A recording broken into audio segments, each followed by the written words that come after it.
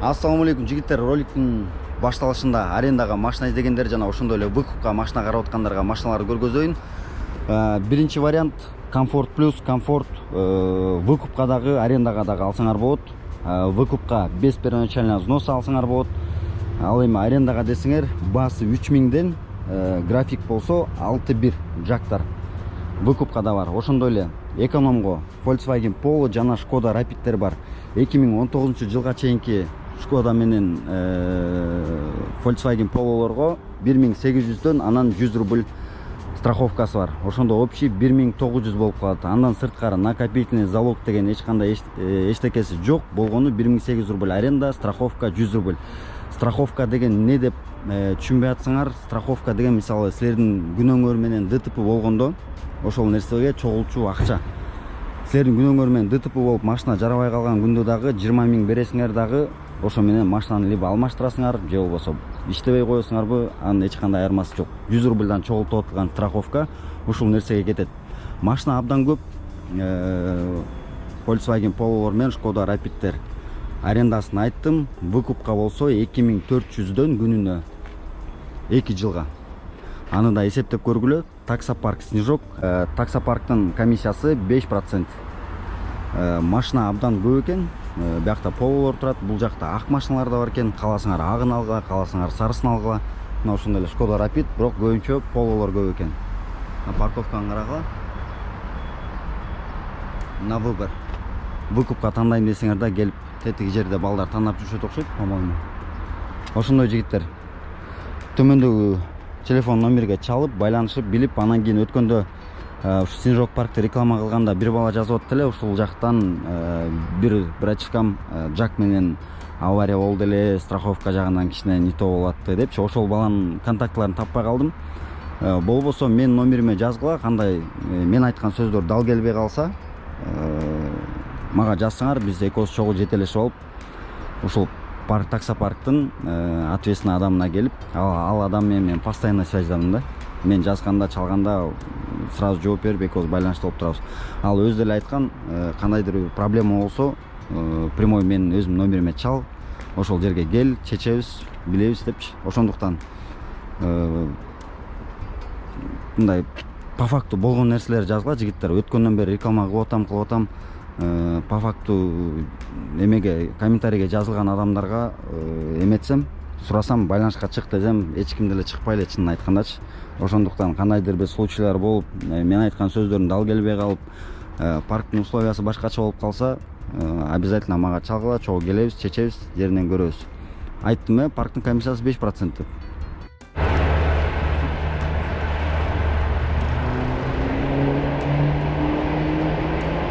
Assalamu alaikum. Машина алып атсыңарбы? Алып атабыз. Кандай условияда алып атсыңар? 6.1 менен 1800дөн 100 рубль депозит. 1900 болуп калат. Ошо 1900, Парктын комиссиясын айтыштыбы? 5%. 5%, Сен бияк иштейсиңби? Жок, мен реклама тартып аткам. Ошого сураттым. Тиги жигиттер да машина алып атышыптыр, барып аренда канча экен, мындай очный ставка кылып койдум да. Процент 5% деп айттыбы десем, айтты деди. Ошондуктан жигиттер заранее айтылып атат бүт условиянын барычы. Эгерде силерге ушул условия туура келген болсо, алсаңар, келсеңер болот. Эгер туура эмес, кымбат десеңер, анда башка парктардан издесеңер болот.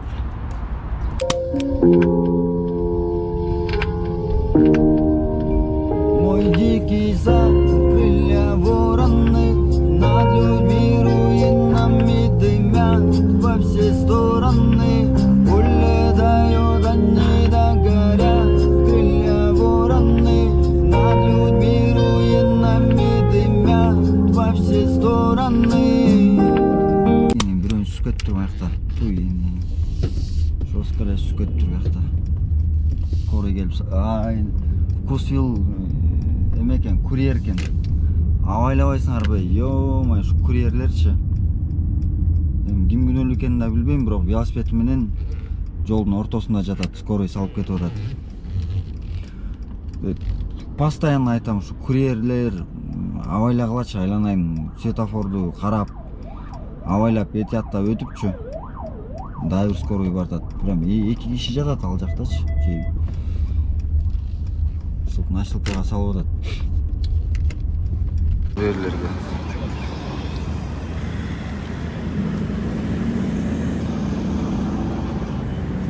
Заняться нечем. А? Заняться нечем. В смысле? Прямую. Что делаешь? Снимаю. Что делаешь? Зачем снимаешь? Для себя? Ты что, ты сейчас, Дэн, я перезвоню. Чего ты снимаешь? Для себя снимаю. Ну ты видишь, человек лежит на полу. Где лежит? Видишь человека, где он полу? Ну а зачем тебе это надо? Для себя А? снимаю. Ну зачем тебе это надо? Какая разница? Мне есть разница. Да? Силерге тартып көргөзүп коюн десем, капталдан бир орус келип алып, что ты снимаешь дейт. Там труп лежит, что ты снимаешь дейт. Ты где ты видишь труп дедим, уже скорый алып кетип калган да алардычы. Эч ким жок, велосипед менен эле самокат жерде жатат. Анан пойдем отойдем дейт, анан капталга басып барсак, кайра телефонун алып чыгып алып, Дэн, отправь наряд по адресу тияк бияк деп баштады да. Дегенде, ай, мен да бүгүн регистрацияга бүгүн эме кылып койгом да, подавать этипчи, продление кылайын депчи, срогу bir gün өтүп кеткен. Анан ийинин азыр наряды келсе дагы регистрацияң жок деп ызы чолбой жора берейин деп ушинтип аткам. Ушинтип атсам кайра келип, что ты снимаешь? Мен билесиң, службадан канча күнүнө канча туруп көрөм тияк бияк дейт. Көрсө мент экен да, опер экен. Опер окшойт походу. Гражданский кийим жүргөнүнө карагандачы. Анан бир аз сүйлөшүп туруп, анан минтип колун берет, давай депчи.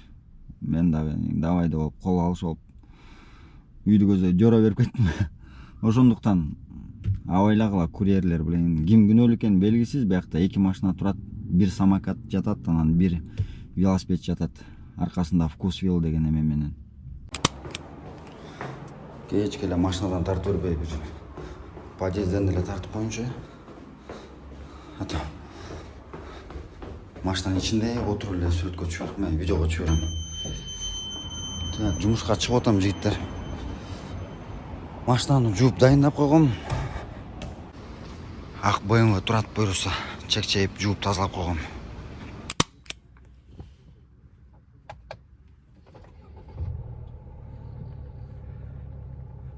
ТВО эмне дейт я? Просрочка ТВО на 1000. Мурдак ТВО кылганда эме кылбай калышыптыр да. Обновление кылбайчы. Сканерди азайтып коюнчу. Сканерди азайтып. Бүгүн күндүз айдаганым 99 километр 6 саат 26 минута дейт. Расход 12 литр дейт го. Так, обнулять этеле бүт барын жумушка чыгардын алдында. Да. Запас хода 596 километр дейт. Алдап атат. Азыр ордунан жылгандан кийин 700гө чыгып калат. Так, одометрди обнулять эттик. 00 болуп турат, көрдүңөр да. Общий пробег 217.927 дейт. Дагы бир жолу ассаламу алейкум жигиттер. Официальный рабочий местодан саламдашып учурашып коюн. Жумушка чыктым. Саат 9-дан 15 мүнөт өтүп атат. Центрди көздөй айдап бартам. Бүгүн вторникпи? Вторниктен 1 август. Вторниктен средага караган түн. Коэффициент боюнча центрда кичине эле күйүп турат. Бүгүн жумуш негизи слабый болот. Ночь тем более. Погода ысып атат. Машинаны таптаза кылып жууп даярдап койгом, сууларын салып койгом.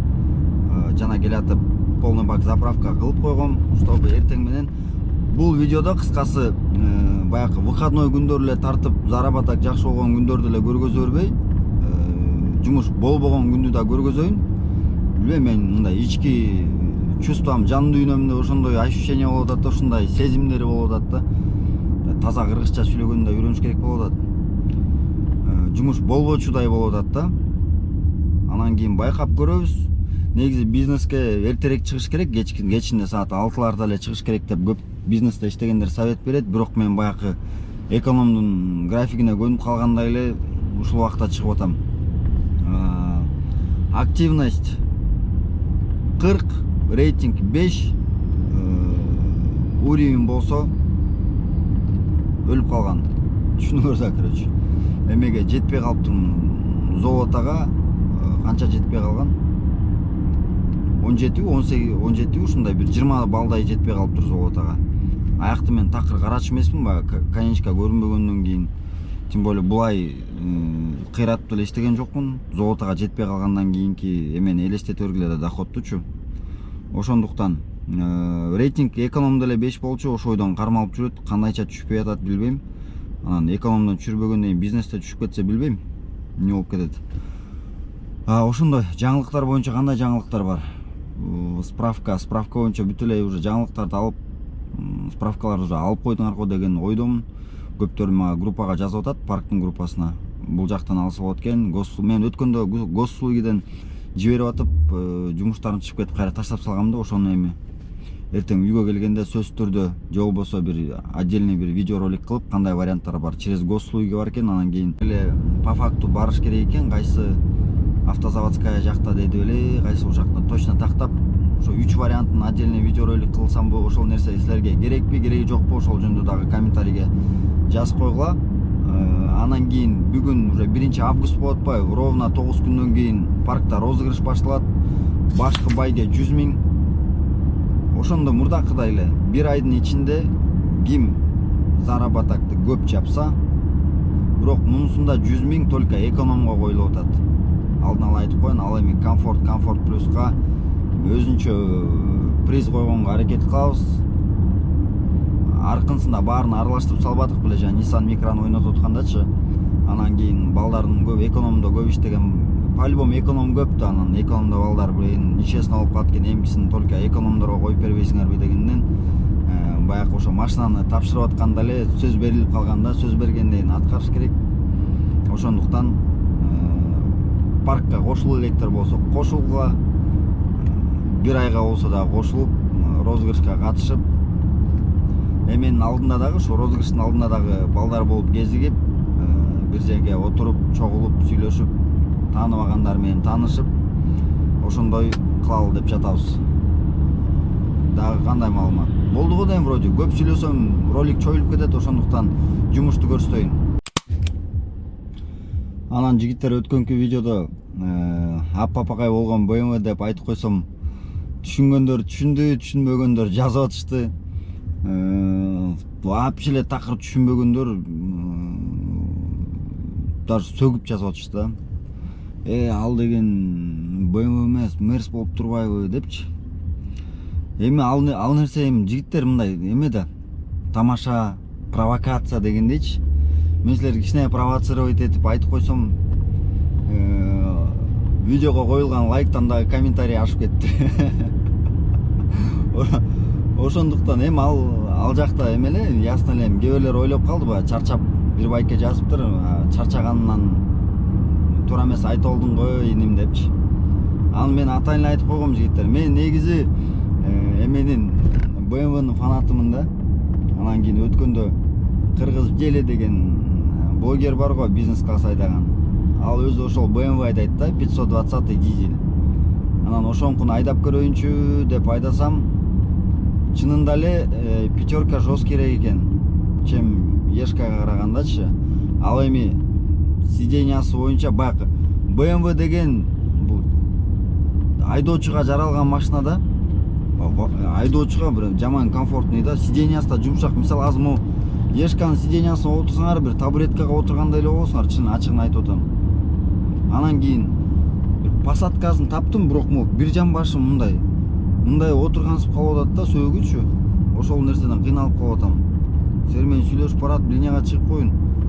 Коэффициентке кирип калганда жакшы бир куш кармайбенби деп ойлоп атам.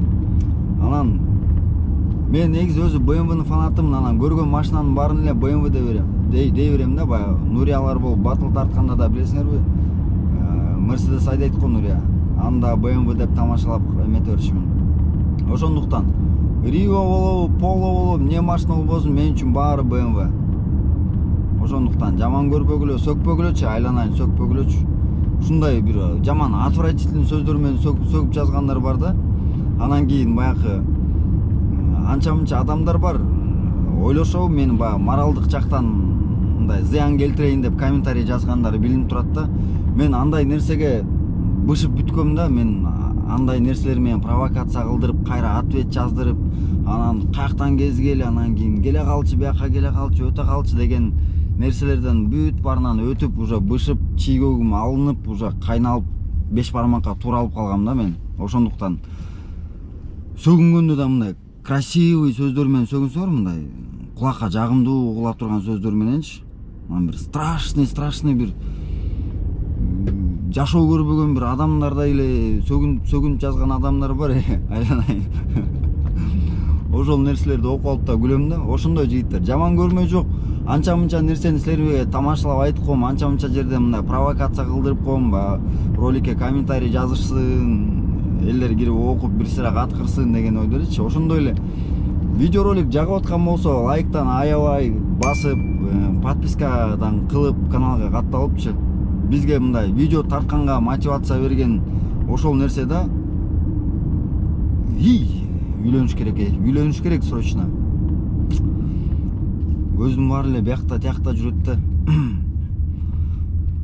Карчы уже бир карап койдум, уже ойдун баары жоголуп кетти да.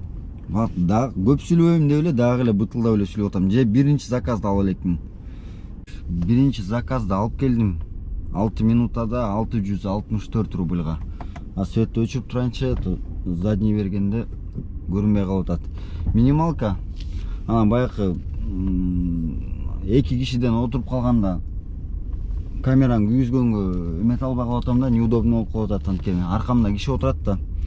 Анан бул жактан камераны бассам көрүнүп калат да. Анан лишний раз возникать этпесин деп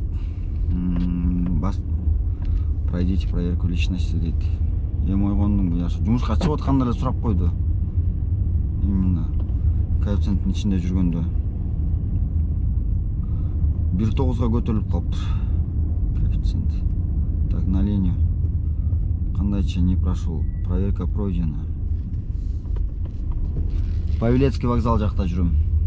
Минималкадан башталды. Көрөсүз эми. Я же прошел. Что ты гонишь? Я шамба. Экинчи заказга баратам. 4 минуталык подача менен. Коэффициент 1.46. Бизнесте ушундай болуп кетет экен. Центрдин ичи эле, садовойдун ичи. Саат 1-2лерде уже бул да жок болуп калат. Бүгүн канчада жок болуп калат экен билбейм. Химкиде бизнесмендер көп окшойт. Жакшы подачалар жакшы болот 4 минутта. Минималка болгон жакпай атат да.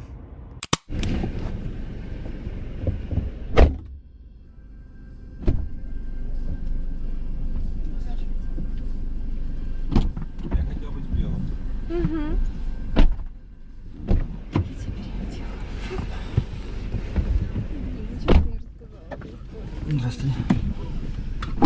Третий автозаводской проезд, да? Да, все верно. Пожелания по поездке? Я тебе пою про то, как я тебя люблю. Девочка мечта, я в тебе утону. Перед тем, как камнем пойду ко дну. Love you, love you, love you. За первого феромонами тебя не описать. Самая моя. Мы с тобой сорвемся за кордон, обнимем небеса. Самая моя. Забер...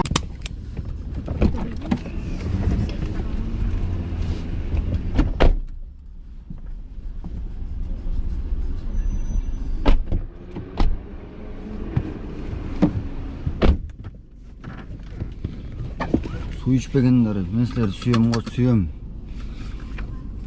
19 минутта 1124 рубль.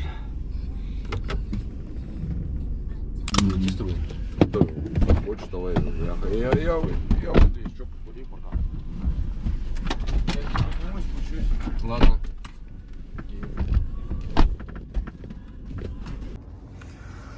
Бүтүрдүм 35 минутта. Негизи бир эле эмеге болчу, точкага элечи. Арзан эсептеп салат да кошуп салгандачы.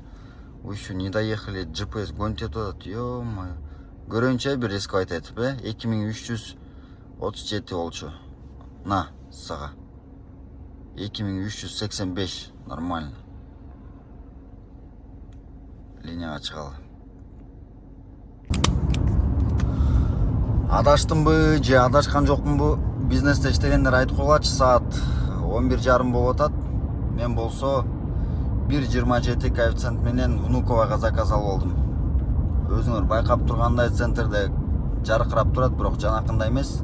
Азайып калды коэффициент. Внуковага азыр бир 1800гө ушундайга барат болушум керек деп ойлоп атам да.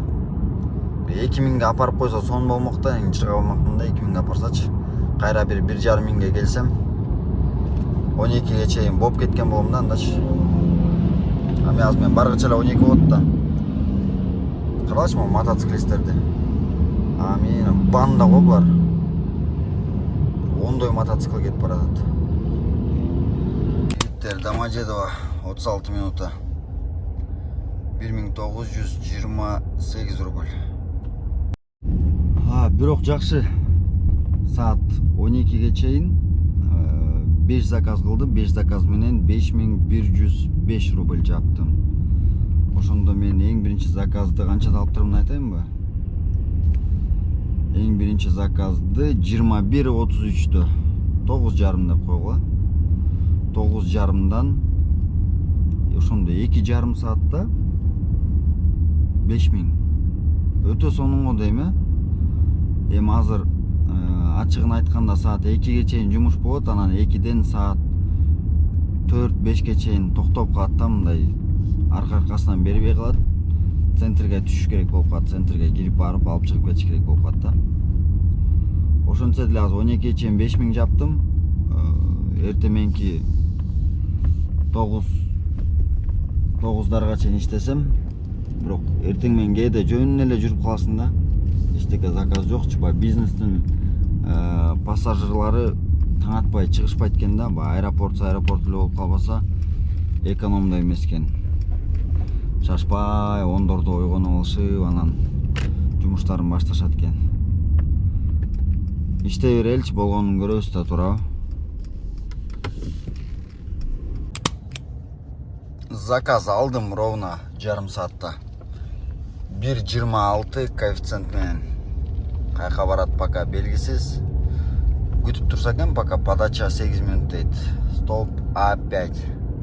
Дагы жакшы, ар жака эмес экен, бир жагынан эле берип атат. Виптен чыгат окшойт походу. Внуково 26 минута, Каратыш 1646 рубльга. Жакшы эле го дейм э.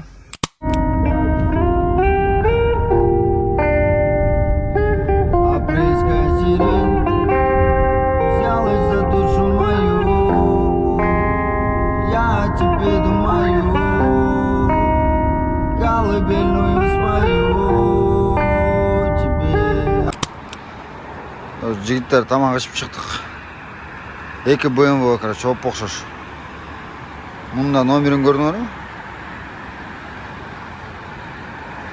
Свадьба, роддом, тяк-пяк, 2 машина керек болсо айтып бергиле. Бул Mercedes-пи же BMW? Lexus'ta, Lexus'ta. Saat 4:42 oldu. Zakaz izdep жүрөбүз. 5 бармактан чыгып алып. Азыр Щелковскийге область көздө барып туруп, кайра центрди көздө разворот алабыз да. Анткени өйдө жакта нечего ловить, орусча айтканда. Держите, спасибо. Да, не стоило. Стоило. Я вот беру немного. Да. Ну все, спасибо. Да, пожалуйста. Все доброго. До свидания.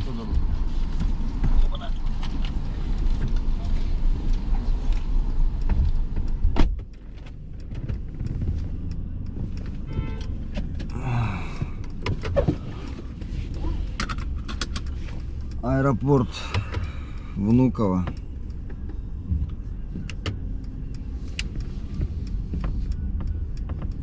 Айдачы. Көздөрүм вообще пресменка болбой атат. Монда ачылбай ачышыпчы. 48 минут болуп кетти. Киевский жак менен урайын деп атсам. Так, биринчи баасын айтып коеюн, 1707 рубль Киевский жак менен урайын деп атсам, жолдон вкусная точка болсо айтып койчу, пожалуйста, ачка өлгөн атам дейт. Анан айттым, Боровский менен айдайын анда депчи. Неге өзүм Киевский менен эле уруп салайын деп аткам. Өзүм жолдон кыйналып, көздөрүм жабышып келаткам. Анан боорум ооруп кетти, мейли кире кетейинчи деп аяка кирип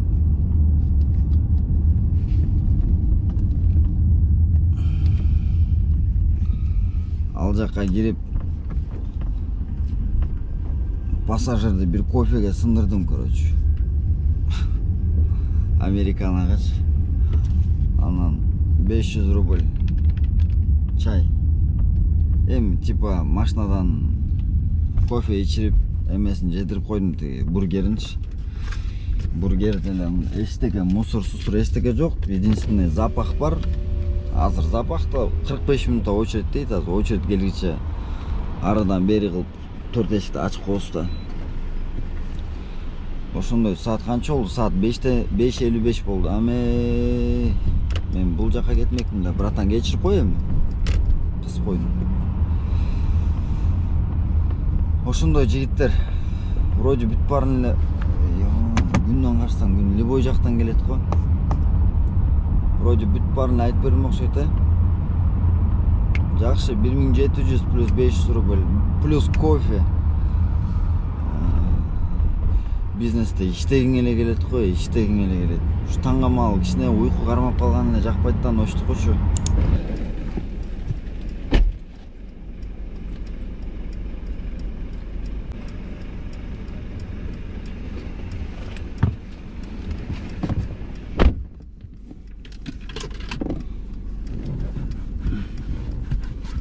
Отырган эки кишинин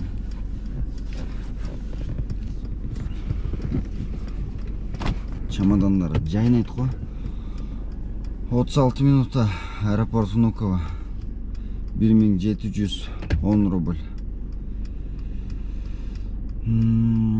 Коэффициент күйөптө сууларды коюп коюн, эки жактан эки суунун балчыты эле чыгып кетти.